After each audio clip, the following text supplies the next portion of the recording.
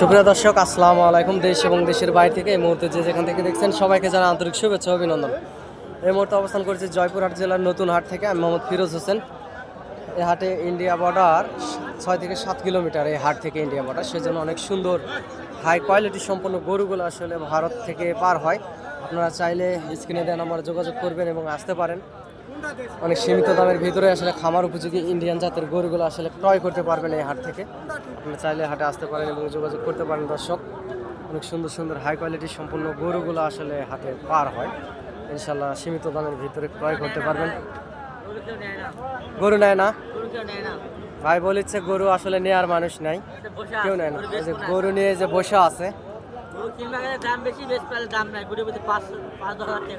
গরু প্রতি 5-10 হাজার টাকা করে লস। দর্শক, 8টা গরু এখনো বউনি হয়নি,